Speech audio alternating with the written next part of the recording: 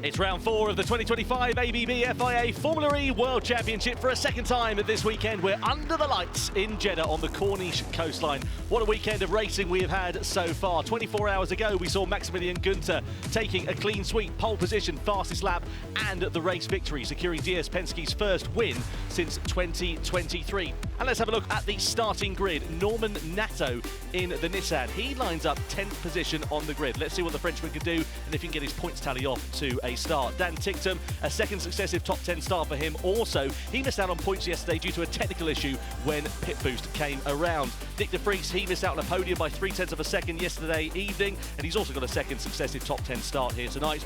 Bird, the number 8, starts in 7th position. That's one place ahead of where he finished the race yesterday evening, and the round 3 winner, Max Günther, lines up alongside him on row 3 of the grid. Then you've got Enno Mortara in the Mahindra.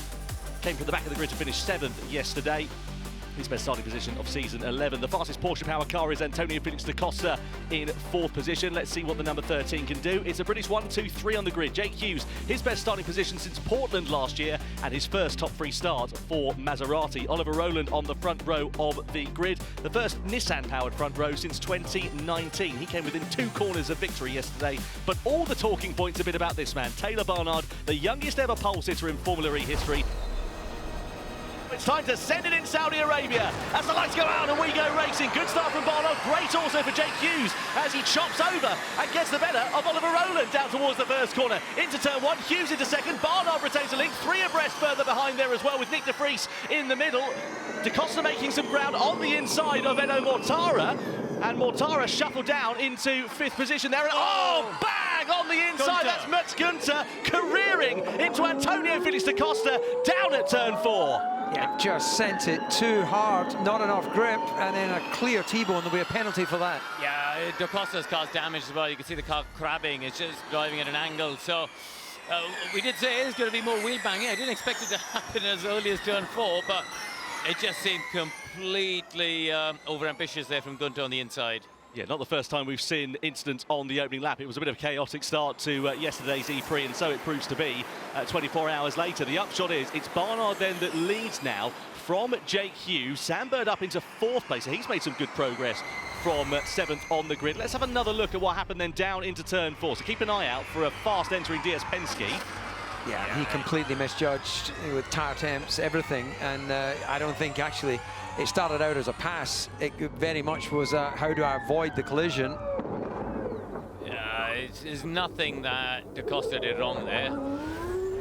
What a shame for Antonio Felix da Costa. Look at this side-by-side action here. Sam Bird's getting roughed up and a bit intimate there with Dan Ticktum down at the chicane.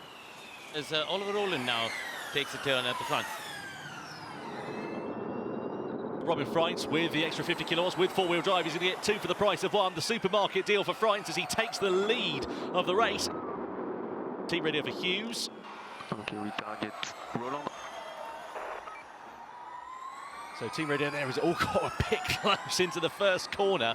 Werner was having a look on the inside of Evans. That's now left him vulnerable here with Hughes looking for the outside line. 1-2 positions gained there for Hughes in the Maserati in 1 corner, and now possibly a 3rd position because he's going through on Taylor Barnard.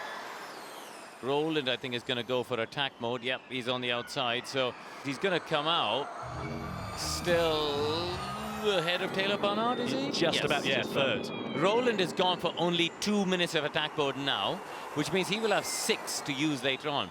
Could he save 6 minutes as he takes the lead now, bank the energy, and then have 6 minutes to attack at the end of the race?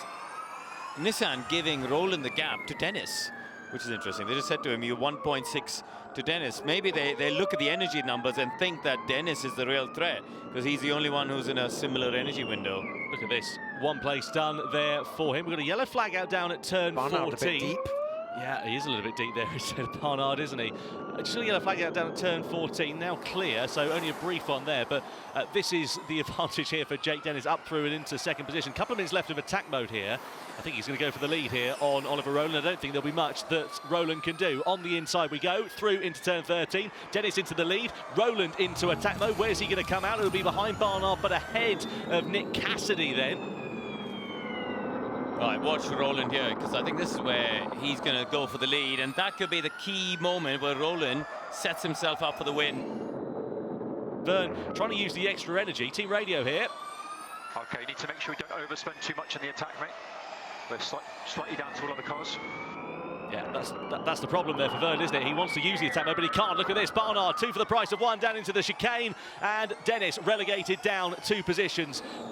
If Hughes wants to get on the podium, he's got about a minute to get past Jean-Eric Verne and try and get himself onto the back of Taylor Barnard. So he's done one. Oh, big moment over the curb there for Taylor Barnard. Got it all out of shape. He's pushing on.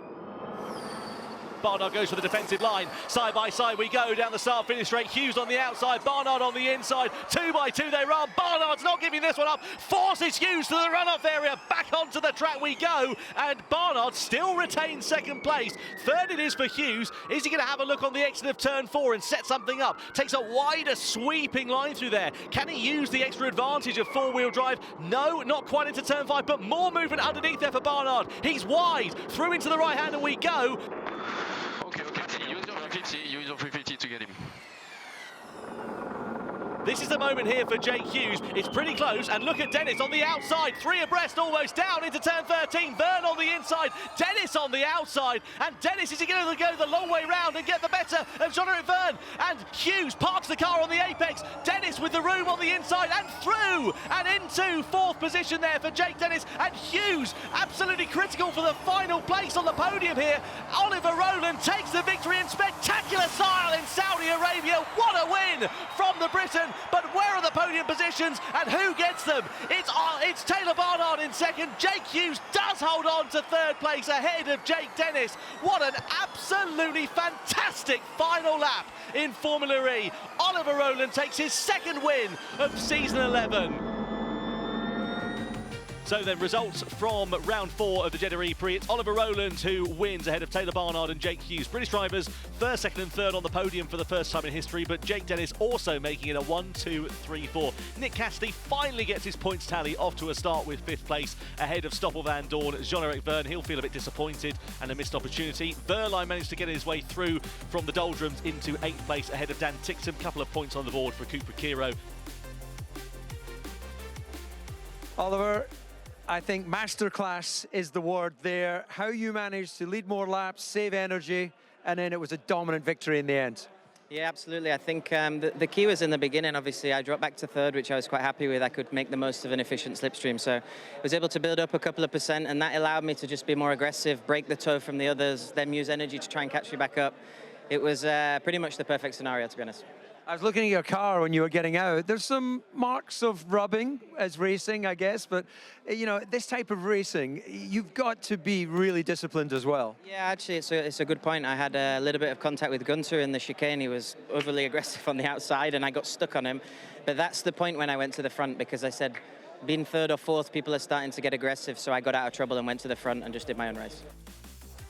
So drivers' points then. Oliver Rowland extends his lead in the championship to 17 points now over Taylor Barnard, who sits in 2nd in only his 3rd race as a full-time Formula E driver. Antonio Felix da Costa there in 3rd place, now ahead of Max Günther. Jake Hughes up into 5th position, and Jean-Eric Verne also making some ground. Evans and Verline moved down a couple of places, and Jake Dennis also getting a good haul of points. He'll be delighted with that, given where Andretti have been this weekend so far. Cassidy finally gets his season off to a start as well. 14th he now sits in the driver's standings after scoring 10 points here this evening. As he holds the trophy aloft here tonight. And time for the rose water to be sprayed. Means exit stage left to all the dignitaries on stage, such as to not get covered. And time for the celebrations to begin in Saudi. What a weekend it's been. What a great start to Formula E here in Jeddah. Good number of years racing in Diriyah under the floodlights since 2021, moving over to the Jeddah Corniche circuit for 2025. And I have to say, what a success it's been. Pit boost yesterday, complete difference in strategies unfolding, and much the same here 24 hours later as well.